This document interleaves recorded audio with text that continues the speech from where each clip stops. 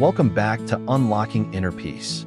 In the previous 2 episodes, we did something that might have seemed a bit heavy, which was to look directly at the unavoidable low notes in life and unmask the hidden culprits behind them. From misunderstanding and endless thirsts to the trio of greed, anger, and delusion. Perhaps after listening to those 2 episodes, some of you might feel a little down, right? Oh, life seems so complicated and full of challenges. Is there any way out? Or are we forever stuck in this cycle of unsatisfactory things? If you're having such thoughts, then today's podcast episode is a lighthouse of hope for you. Because the good news is, there is a way out. There is absolutely a way out of the afflictions and anxieties we are experiencing. The wise masters of ancient times, after pointing out the difficulties and their causes, didn't stop there.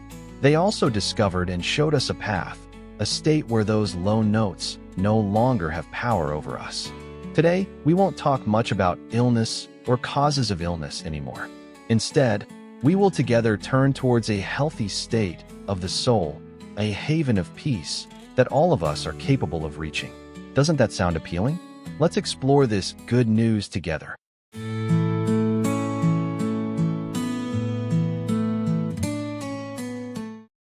Part 1. The Haven of Peace, when the soul finds true serenity. Imagine our mind is like the surface of a lake. When there's wind, negative thoughts, uncontrolled desires, turbulent emotions, the lake's surface will ripple, become murky, unable to clearly reflect the blue sky and surrounding scenery.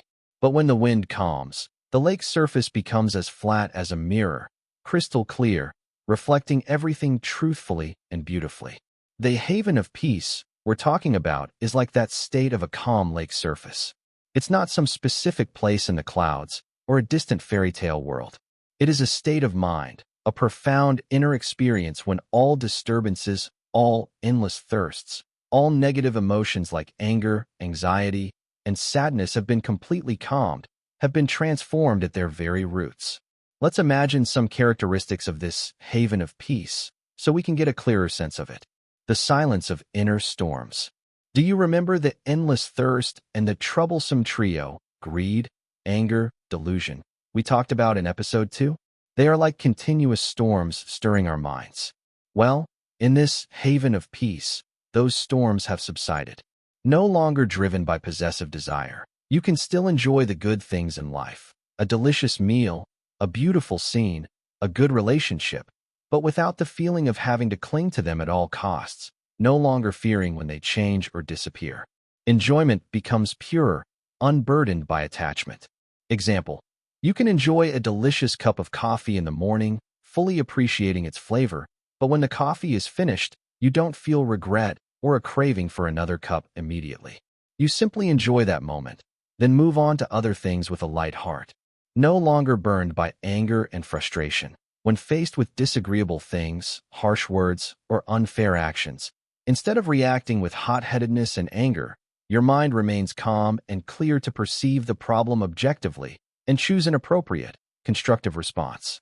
Example: while driving and someone cuts you off, instead of getting angry and swearing, you might just smile, yield, and continue your journey without letting that incident spoil your whole day. You understand that your anger solves nothing and only makes you more tired. No longer veiled by delusion and confusion, the mind becomes clear, perceiving everything as it truly is, undistorted by prejudices, conjectures, or fleeting emotions. You have the ability to clearly distinguish what should be done, what should not be done, and which path leads to true well-being. Example: when facing an important decision, instead of being confused, fearful, or influenced by crowd opinion, you can calmly reflect, analyze aspects clearly, and make choices based on understanding and your core values. The complete cessation of low notes.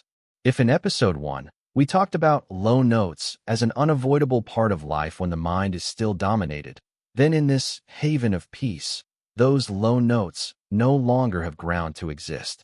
Because their root cause, the very hidden culprits we unmasked in episode 2, has been transformed. No more suffering from birth, aging, sickness, and death in the sense of being tormented by them. Of course, the physical body still follows natural laws, but the mind is no longer made to suffer, fear, or despair by these changes. There is a deep acceptance, a serenity in the face of the inevitable. Example: a person, though old and with declining health, still has a joyful and serene mind. They are no longer overly worried about illness or death, but focus on living each remaining day fully, spreading love and understanding to their children and grandchildren. No more haunting sadness, anxiety, or affliction. Negative emotions may still pass by, but they no longer take root, no longer stir your mind. They are like clouds drifting across the sky, coming and going, leaving no trace. Example: when facing a failure at work, instead of sinking into discouragement and self-blame, you can see it as a lesson, learn from it, and quickly regain your spirits to continue trying, without letting that sadness affect your life for too long. A state of absolute, enduring, and unconditional well-being. This is perhaps the biggest difference compared to the ordinary joys and happiness we usually experience.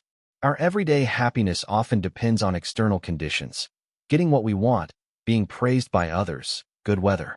When those conditions change, happiness also wavers. But this haven of peace brings a well-being, a deep joy from within, independent of any external conditions. It is a state of self-sufficiency, of stability. No more feeling of lacking or not enough. You feel a sense of completeness, of sufficiency within yourself, without needing to seek anything from the outside to fill a void. True inner freedom. You are no longer bound by desires, fears, or prejudices. Your mind is as free as a bird soaring in the sky, unborn, undying, in the sense that the mind is no longer caught in the cycle of announcing and ceasing of defilements. This means that this state of peace is not something created that will then be lost like ordinary emotions. Once achieved, it is a stable state, no longer subject to the arising or ceasing caused by factors that create low notes. That well-being is constant. Sounds very idealistic, very distant, doesn't it, everyone? But wise masters affirm that this haven of peace is a real possibility within each of us. It is not the exclusive privilege of anyone, but a potential hidden in everyone's soul, just waiting for us to discover and awaken it.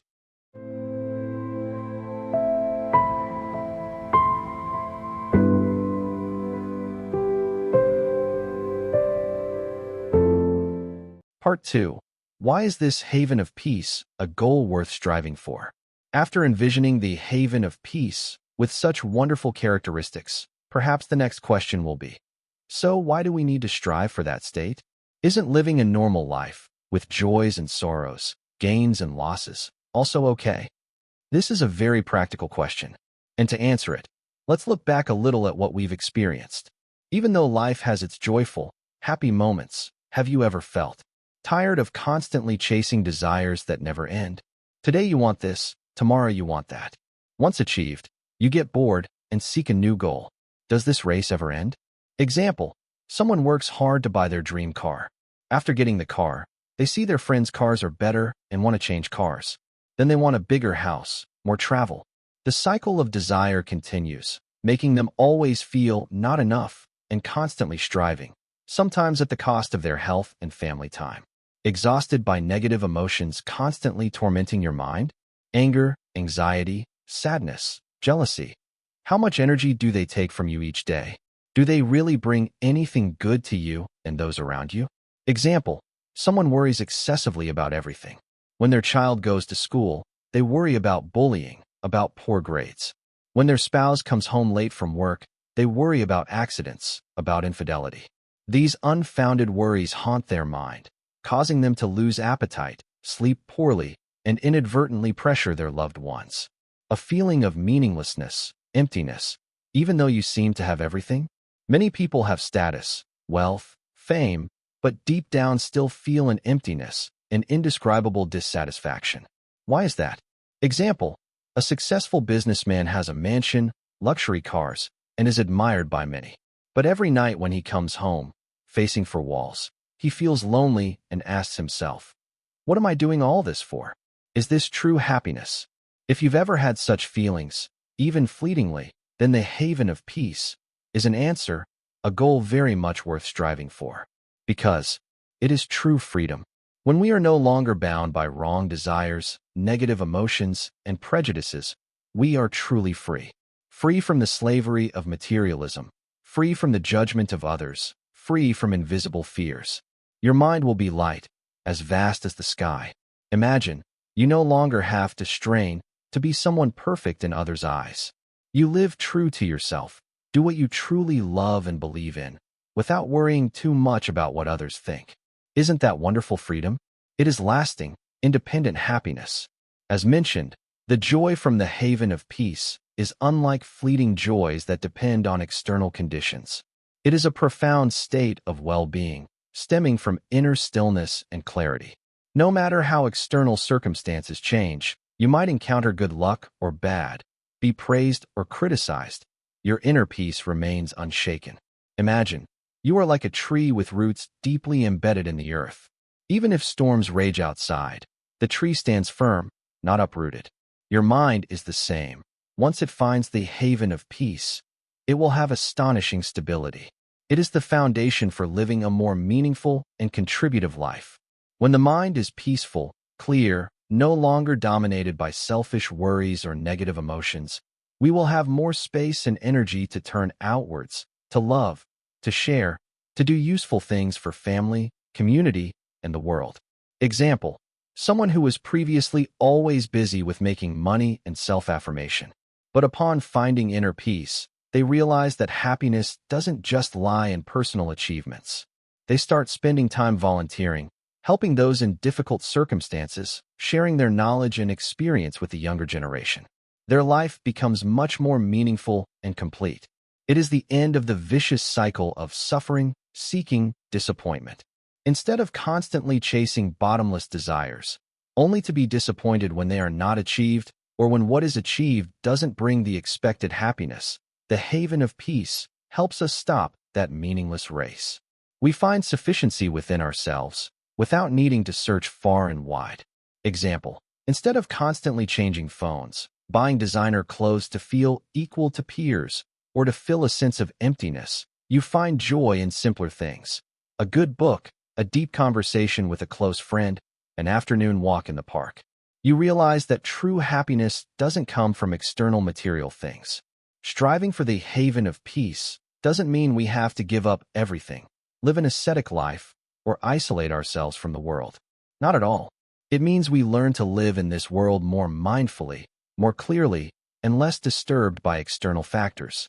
We can still have families, jobs, relationships, but we approach them with a different mindset, with inner peace and freedom.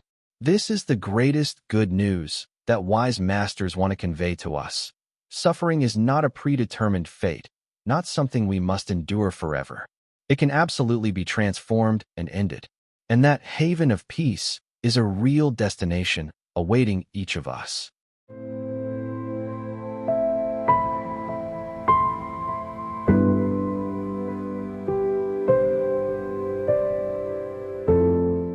Part 3. Is the haven of peace something distant and surreal? After hearing about the wonderful characteristics of the haven of peace and why it's a goal worth striving for, some of you might think, it sounds great, but is it realistic? Or is it just a beautiful idea, an ideal state that only saints or enlightened practitioners can achieve, while ordinary people like us can't possibly reach it? This is a very valid concern. And the answer is, the haven of peace is not something distant, surreal, or exclusively for a special group of people. It is an inherent potential within each of us. Just as the seed of a giant ancient tree is already present in a tiny seed, the potential to achieve peace, stillness, and clarity is also already present in everyone's mind. The issue is whether we recognize it, whether we know how to water and nurture it so that seed can sprout and grow. Try to recall, have there been moments in your life, however brief, when you felt an extraordinary peace, a profound stillness? Perhaps when you were immersed in magnificent nature, listening to a soothing instrumental piece, completing a task requiring intense focus, or simply watching a baby sleep soundly. Those moments, however fleeting, are glimpses of the haven of peace hidden within you. It doesn't require you to abandon your current life. To strive for the haven of peace, you don't necessarily have to shave your head and become a monk.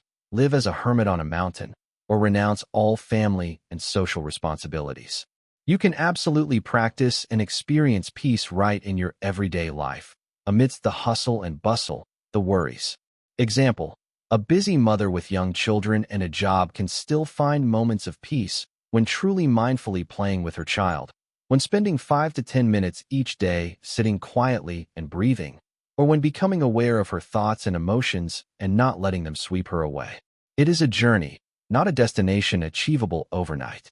There is no magic switch you can flip to instantly attain the haven of peace. It is a process of training, a journey of self-discovery, requiring patience, effort, and consistent practice. There will be ups and downs, times of progress, and times when it feels like you're standing still. The important thing is not to give up and to maintain faith in the path you've chosen. Example: training the mind is like training muscles. You can't expect to have a six-pack after just a few gym sessions. You need to train persistently every day, combined with a proper diet. Similarly, for the mind to become peaceful and clear, you also need to practice exercises for the mind daily.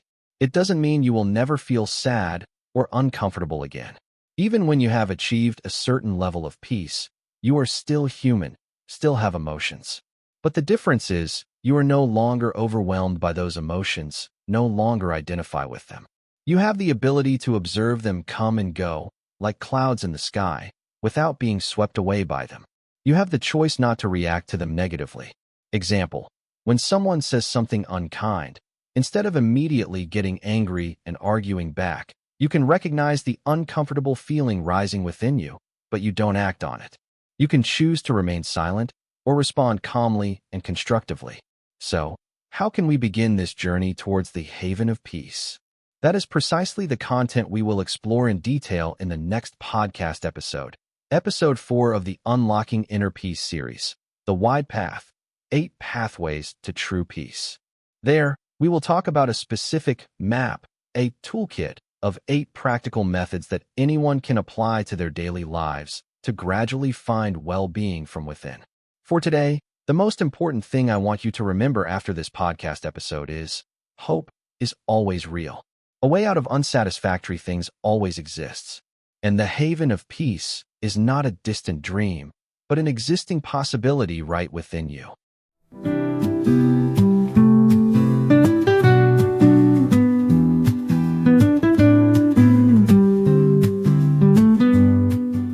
So, we have explored the good news about the possibility of ending unsatisfactory things and envisioned a wonderful haven of peace that the soul can attain. I hope this podcast episode has ignited a flame of hope within you, a belief that you can absolutely change your life for the better. Don't forget, a journey of 1,000 miles always begins with a single step. And the first step is recognizing that there is a path and a destination worth striving for. Thank you for listening. If you found these sharings meaningful, please spread them to your loved ones by liking and sharing. And don't forget to subscribe to the Unlocking Inner Peace channel so you don't miss the next episodes, especially Episode 4, where we will explore in detail the practical path to achieving peace. Wishing you a very peaceful day, and always keep the flame of hope burning in your heart. See you in the next podcast episode. Goodbye.